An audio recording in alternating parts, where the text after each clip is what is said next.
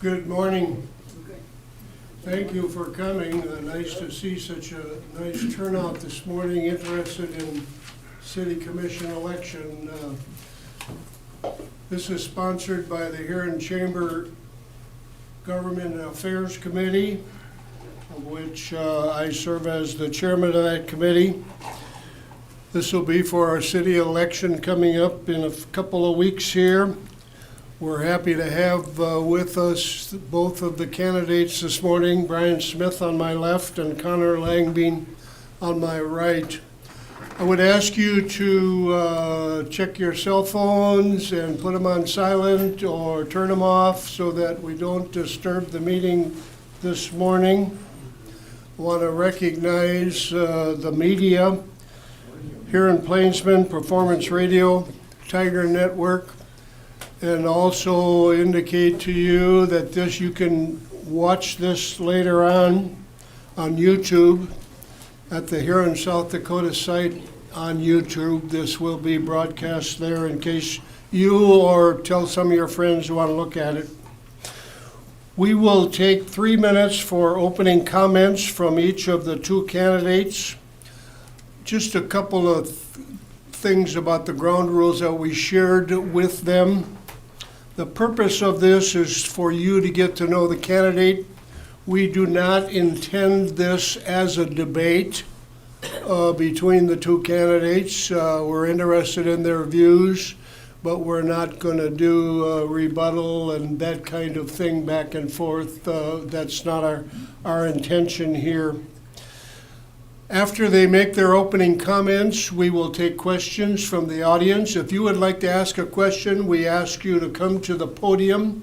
That's so that the microphones can pick up what your question is. You can direct your question to one or the other, or just ask your question in general, and we will let them respond at their choice. We would ask everyone to be professional and respect the candidates and the public in this forum. So we drew numbers to see who, also we have Lori here this morning. She is going to indicate the time allotment for after each question. If you don't care to come to the podium but would rather write a question down, Tom Hansen has some cards and pens. Just raise your hand and you can write your question down, and we can ask it from here. Depending upon how many questions we get from the audience, we'll determine how long we go this morning. So with that, we drew numbers for opening, and the closing will be in reverse. And Connor Langbein drew number 1, so we're going to let him make 3 minutes of opening comments. Connor? Good morning, everyone. Thank you, City, and thank you, Chamber, for hosting this event. I'm honored to be here today. I'm Connor Langbein, and I am running to be your next City Commissioner.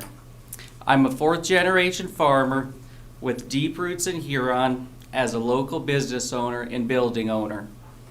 Currently, I'm restoring the former Hickory House Inn, a multi-million-dollar endeavor across the street, creating housing, returning hotel rooms while keeping the historical value. I also operate Aroma Coffee and Cafe, employing 12 employees and excuse me.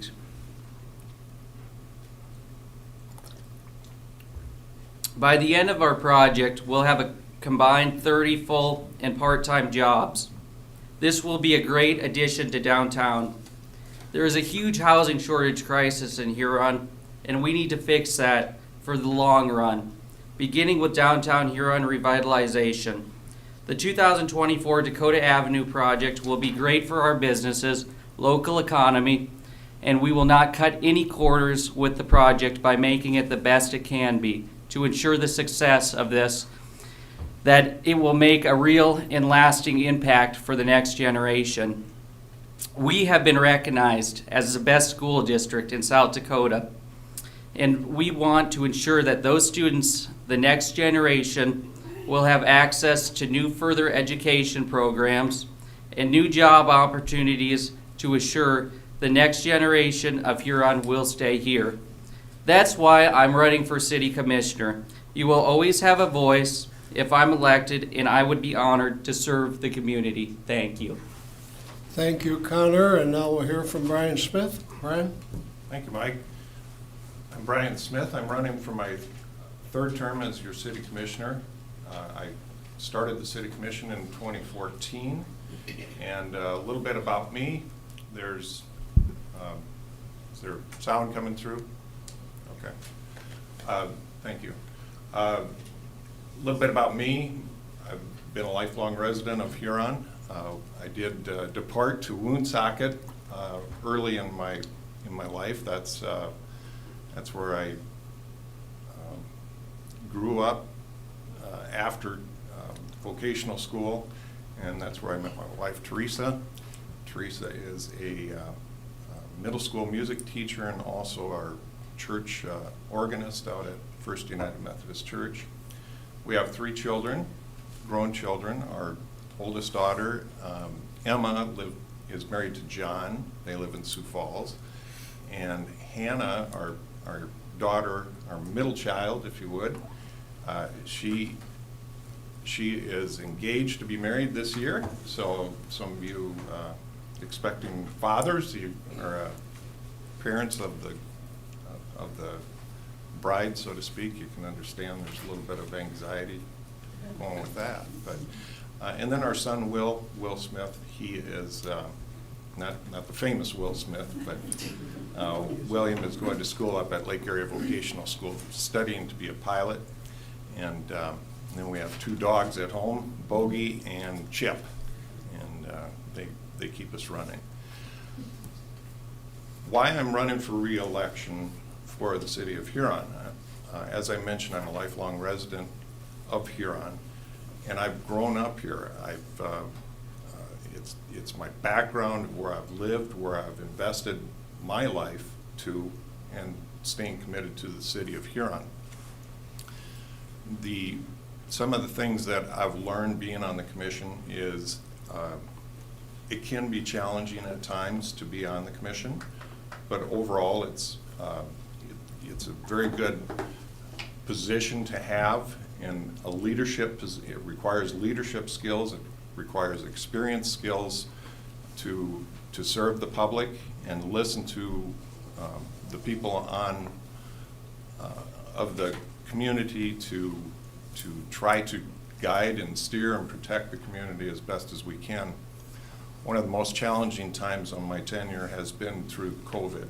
It was a very difficult situation for everyone, not just for the city commission, but that was a difficult time to be in this position. And with that, I see we're running out of time here, so I'm going to pipe down.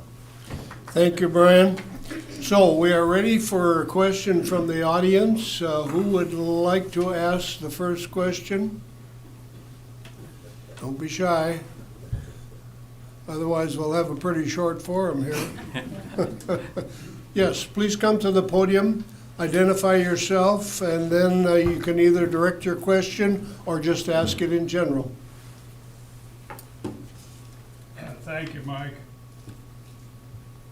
I have one question. Oh, my name is Dwayne Sable. I live here. I've known Brian for quite a while. I don't know Connor.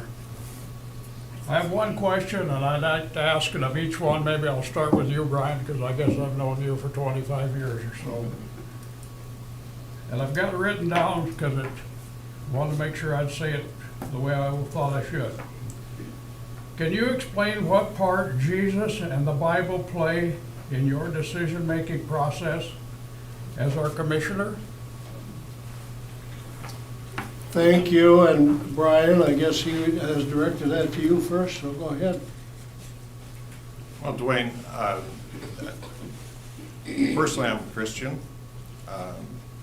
That is my belief and my religion.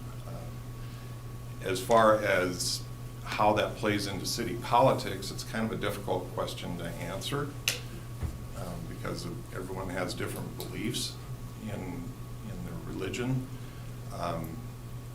Our community is primarily a Christian-based community, so I try to make decisions with that guidance of biblical guidance, or so it does come into play for me personally. But you also have to make those decisions based on what is best for the community, and not so much just for yourself as a voting member of the council. Okay, Connor? You want me to repeat the question, or? You know, I think I've got it, but, Okay, thank you. well, I'm a Christian, and this country was founded under God, and that's what we will stand for, and that's what we will always stand for. And that definitely does and will, you know, play a big role in making decisions if I'm elected. So, thank you. Yeah, thank you. Thank you. Another question from the audience?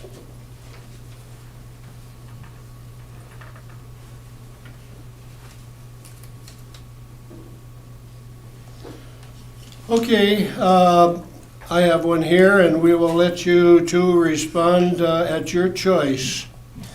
What is something you would like to see accomplished in the city if you are elected to the city commission? Who would like to be first? Go ahead. First. Well, something that I'd like to see accomplished, and, you know, really a lot of people want to see accomplished, and it could be great for Huron, our local economy and everything, but it's really important that, to me especially, that we get downtown going again, bring back those businesses, and make it stronger than ever. Okay, Brian? Well, some of the things that we're working on with the downtown area, with Highway 37 being redone, Dakota Avenue, is beautifying the downtown, improving the downtown. But along with that, the responsibility of the city government is not just for the downtown. It's an important factor within the community, but we also have the responsibility of infrastructure needs throughout the community. We have the responsibility of protecting our citizens through fire, police, social, through COVID, like I said, we have that responsibility to the citizens. Of course, we'd all like to see further development in housing. That's a priority, as it is with everyone else, every other community within the state of South Dakota and across the United States. And so that's going to be a continuing challenge to develop residential housing because of labor supply, or labor and supply issues. But as far as continuing development of what we'd like to see, we're moving forward with other infrastructure needs within the community, and I'd like to see those completed. Feel free to come in. There's some chairs here if you'd like to sit, or if you'd rather stand back there, that's fine too, but feel free to come on in between questions here. No? Okay. Another question, a question from the audience that somebody would like to ask of these two candidates? Don't be shy. Killing us, folks. Come on, somebody's got to come up. Yes, sir. Identify yourself. Yes, good morning. Paul LaValle's my name. One of the things that I would like to ask here is with regards to the educational accolades that Huron has received. So here we have what I understand to be the best school district in the state for this particular year, the past year. So with these students now graduating, what is your specific plan or plans that you are going to use in retaining these students that have shown such poise and ability to have this recognition. Thanks. Thank you. Who would like to address that? Let's start on that. Go ahead. One component that we've been working on is with Huron Community Campus for post-secondary education. And in that, we've generated some different programs for nursing, for undergrad studies, and working with Northern State University as well as Southeast Tech, and providing that secondary education opportunity locally. And as part of that, the retention of keeping those students post-high school graduation within the community and having the job availability is key. You know, if we don't have job opportunities for our students that are coming out of high school, it's hard to keep them locally. But that's one area that we've been working on, is keeping the Huron Community Campus promoted and keeping the tuition cost low. Well, as I had said before, we need to bring in new programs that are different and new job opportunities that Huron has never seen before. I mean, this could be huge, but you know, we've got to partner with Greater Huron Development Corporation to bring in new businesses or expanding businesses and revamp our existing businesses that are already in Huron. And that in turn will create new opportunities for those students to go on and keep our next generation in Huron, because that's what we want, and that's part of the growth and development. Thank you. Thanks to both of you. Another question from the audience?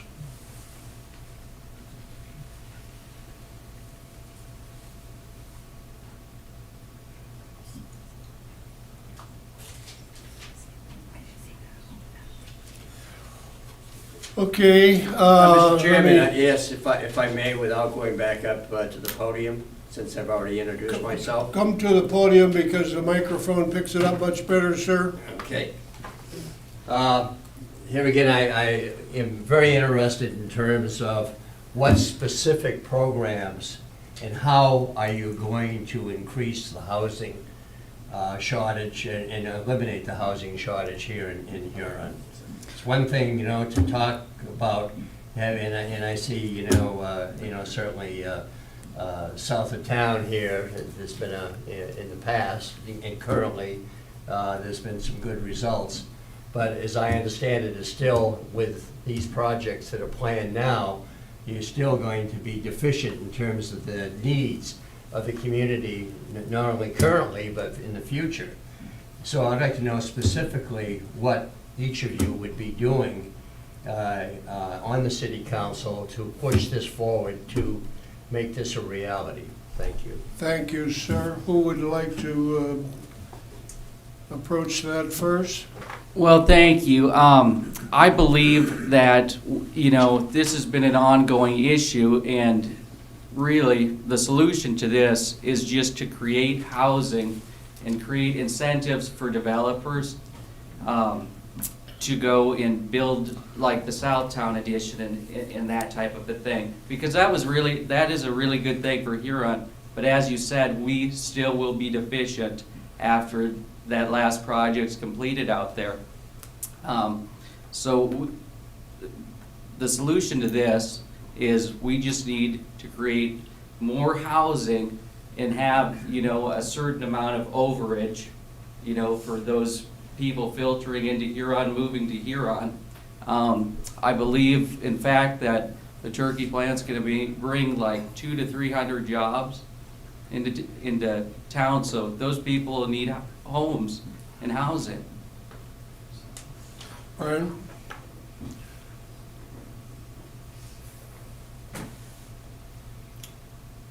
The city's responsibility as a government is to provide the infrastructure needs for housing. We have property in Southtown that have lots available. We also have property in southeast Huron, or excuse me, southwest Huron, that have lots available for development. We don't, it's privately owned, but the city's responsibility on that would be to work with those developers to develop the infrastructure and assist in getting that going. What we need to attract are investors and builders to come into the community to look at speculative building. Also, as far as apartment building or multifamily, as evidenced by wheatgrass, we have a developer that is expanding on that. What the city can do is, when that came to be, we offered a TIF in that area of the community. And it's basically a tax. It's the ability for the developers to put infrastructure in, roads, curb and gutter, water, sewer, and then they would pay that back. They would pay that back over through their taxation, but it's a long-term loan, if you would. As the property is being built, they're taxed on it, and then it repays the TIF. So that's one way that the city can help in that aspect. As far as the city government going out and building a bunch of residential properties, that just won't happen. We are not, that is not what our mission is, or our authority is, for that matter. We do work with Greater Huron Development Corporation to keep that moving forward. We also work with Huron Housing Association to keep that in light. Some of the things in the community that I see, we should start looking forward to a rehab program to update and clean up some areas in the community, to provide safe housing, attractive housing, and build our character within the community of what people, when they come into the community, that they see for our housing. There's just areas of town that need that push, and that's a little more what the city could do is promote rehab, refurbish, removal, and start there. Thank you. Another question from the audience?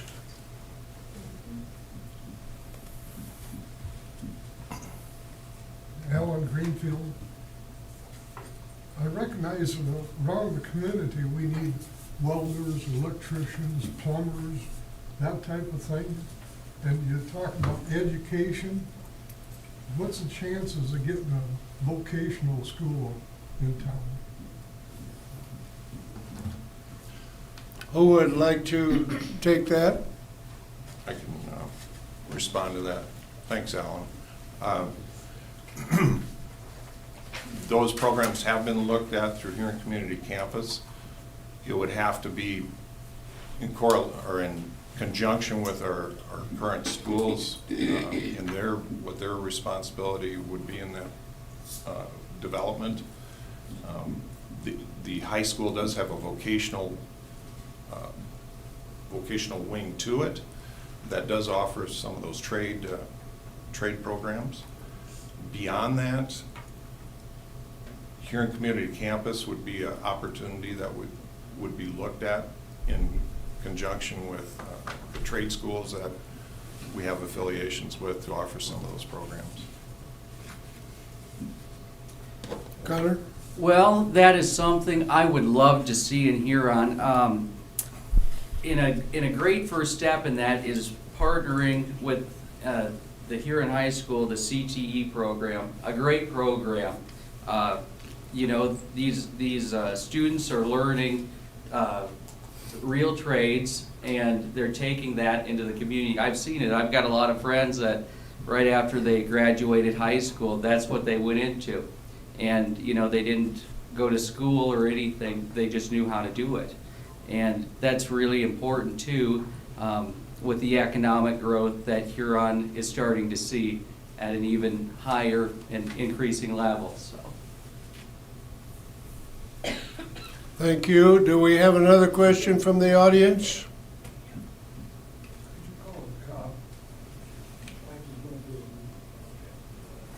Let me pose one then. Would each of you talk about some of your background as far as either leadership experience or management experience that you think would be an asset of why the people should support you to be elected to the city commission? Leadership and management experience. I can Go ahead. open that. I'm employed with Dakota Land Federal Credit Union as Chief Lending Officer, and I've held that position throughout my career. I'm proud to say that I've worked for Dakota Land Federal Credit Union for 25 years. And in that, I've had the experience of managing people. I've had the experience of visionary thinking, growth, and those responsibilities of managing a department. In addition to that, I've served on various community clubs, on boards within the community, and also was president of the chamber. I've served as the president of our church foundation. I've also served as president of our church parish. Along with that, you have some responsibility as a parent and raising children that brings a whole lot of leadership skills to the forefront. And raising 2 dogs in addition to that, that kind of elevates it to a whole new level. Along with that, like I've said, I've served on this commission for 8 years, and I've learned a whole lot through this position. And I just have a deep experience level that's right for this position. Connor? Well, my experience in any leadership and management, I've got quite a bit. Since the time I was 14, I have managed our farm operation in Woolsey, 3,000 acres. And you know, across the street here, what I'm doing and revitalizing with that building, we are working with a $6 million budget. There's a lot of planning that goes into that, very detailed. From picking out this, how budgeting, how much you're going to spend on this, things like that. And then I also serve on the CTE advisory board. So. Thank you. Do we have another question from the audience?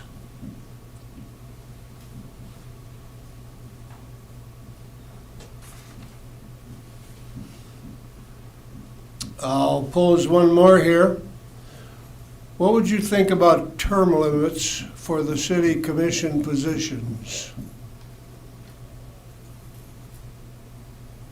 Well, I think term limits are a good thing because when that person is done serving his 2 terms, then you can see somebody else's vision, and that brings in diversity for everybody in Huron.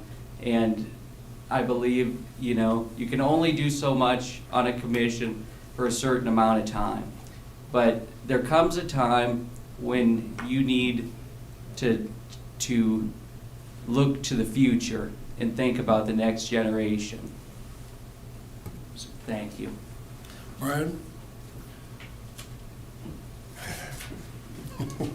Well, not to sound hypocritical here, but I don't, at a local level, I don't agree with term limits. And here's why.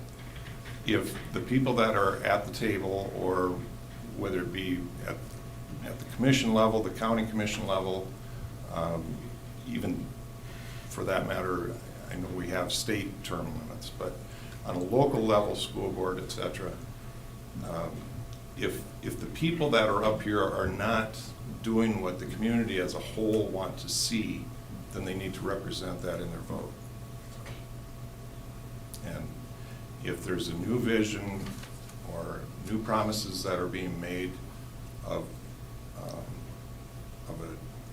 the opposing candidate, then that's the direction the voters need to go, rather than having a legal term limit at this level. Thank you. We would have time for another question from the audience.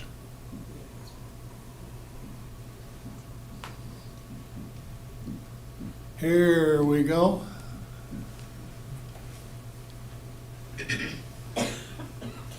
My name is Kathy Arnold, and I'm from Huron. I would like to ask also the gentleman, if they want to bring businesses into Huron, what kind of businesses would they be looking for?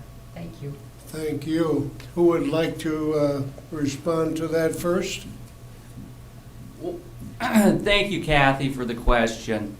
You know, the businesses we need to bring to Huron are really any kind of business that will grow Huron, and because in turn, that will create tax revenue, which then the city, you know, we can start getting more things done, such as the Dakota Avenue project. But going beyond that, you know, 3rd Street here is part of downtown Huron, as well as the side streets, and we have several businesses on those side streets, not just Dakota, and that needs to be refurbished as well. So in doing that, you know, any new business is great for Huron. And thank you. I guess my personal thoughts would be, you know, I'd like to see some more retail stores, obviously. In that being men's clothing, possibly a sporting goods type store that could be developed.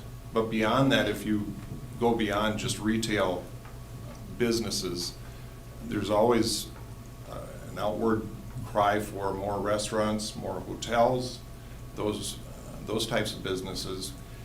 But what I would like to see more of is moving more into having more technology type businesses in the community. You know, at Dakota State College, they are expanding their cyber criminal department at an alarmingly huge rate. And why couldn't Huron be a good hub for a business like that? We have a local in-state program that could bring those types of jobs to Huron. So. Thank you. Another question from the audience?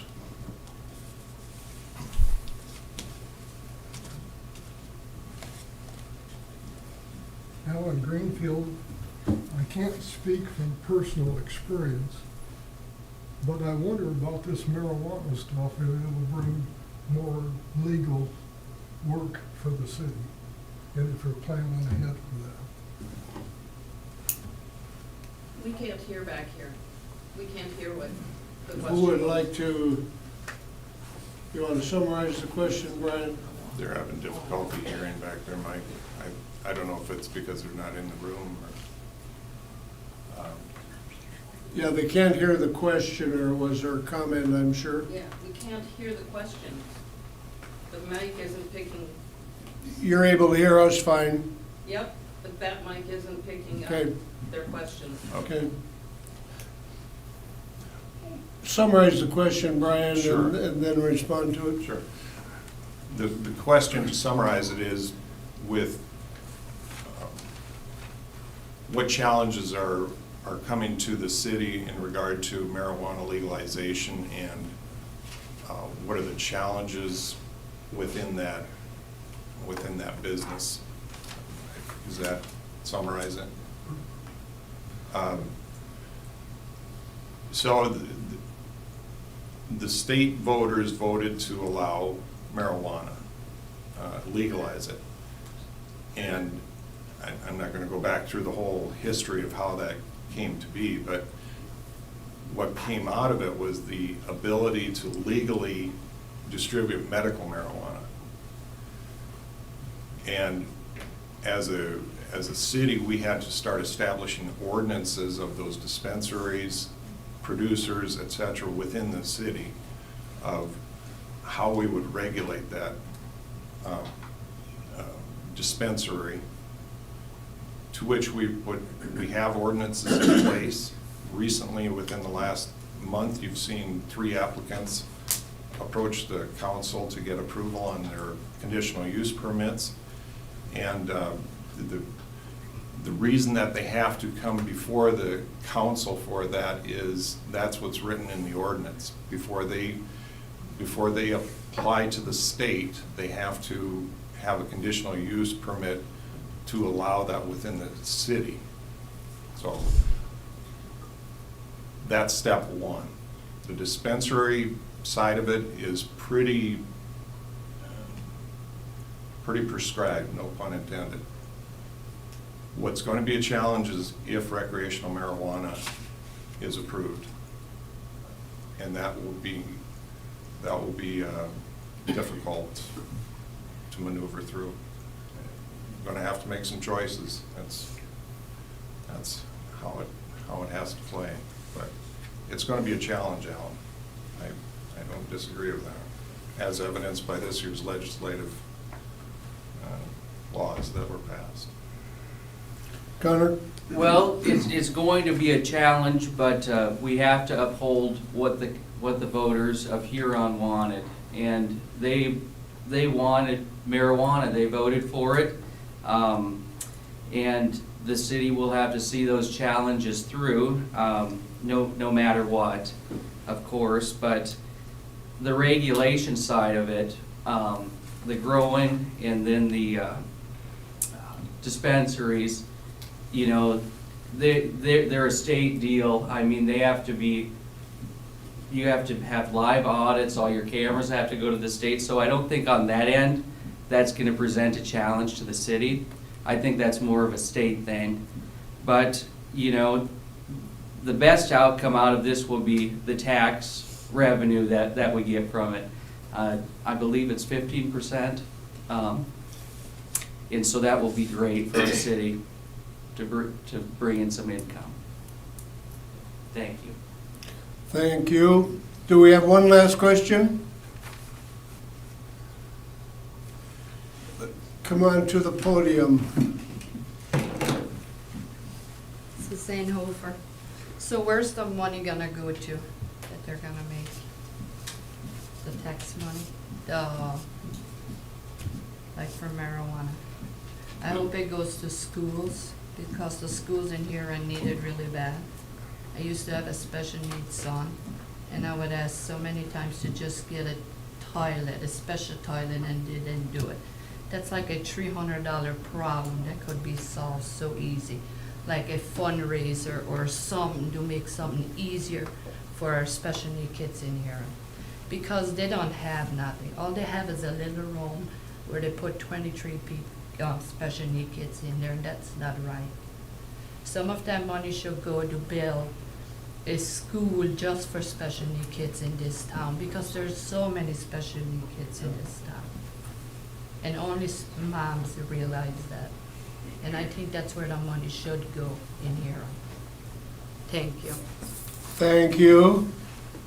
And she started with, where is the revenue going to be used? And let's start there, and then if you want to go beyond that, that's up to you. Well, I think that's great, and that's something we can definitely do. And that revenue from the marijuana and the taxes of that, which will be given to the city, that would be something really to look into and put some time and effort into doing that. Because, you know, there are a lot of special needs students in Huron, and, you know, they deserve a great education just like the rest of us. So, thank you. As far as the sales tax revenues on the distributors of medical marijuana, I'm not up to speed as to what the last or what the final outcome of that was, but earlier on, I was of the impression that 15% is going to the county and not to the city.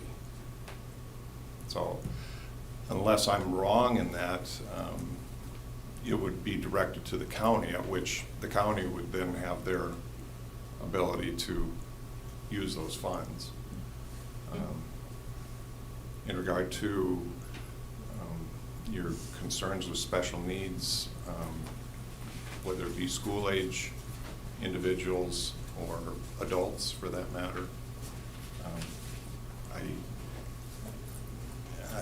just need to hear more about what the challenges are and how the city could help with those. There are so many nobody knows because nobody cares.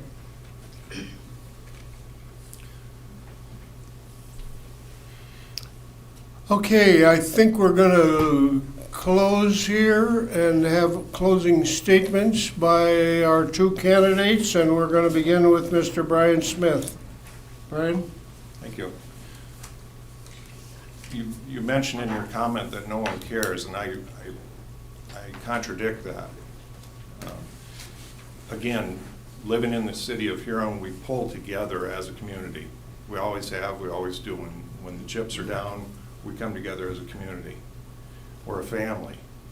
We have people come and go, but at the end of the day, we're a community that cares about people. I've seen so many opportunities where this community has risen to the challenge, not just from a city standpoint, but individualized efforts to do fundraisers for people, fundraisers for organizations. I want to stay in this position that I have as your commissioner. Our work is not done. It never will be done. It's part of growth and a continuing evolution of the community. And I'd appreciate your vote on April 12th, and I appreciate re-election opportunity. Thank you. Connor Langbein?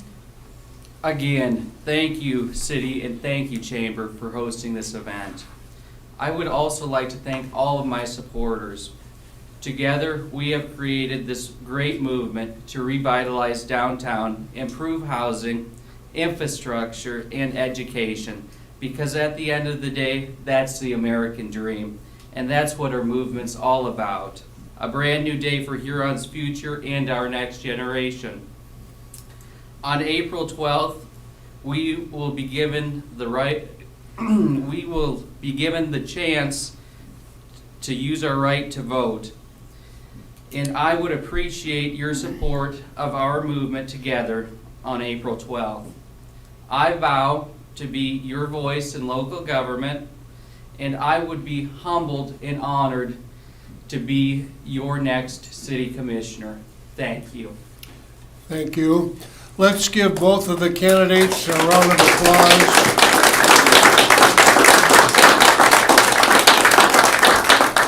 I want to thank you for coming, being interested in city government, and especially thank the people that got up and asked some questions, because that's what makes this forum go. Just a quick announcement here. It looks like we will have an election contest for county commissioner for sure. So prior to the June election, we will conduct another forum. At this point, I'm not sure that we will have legislative candidate primaries, but if we do, we would conduct those forums at the same time, probably mid-late May sometime. So be watching for that. Thank you for coming.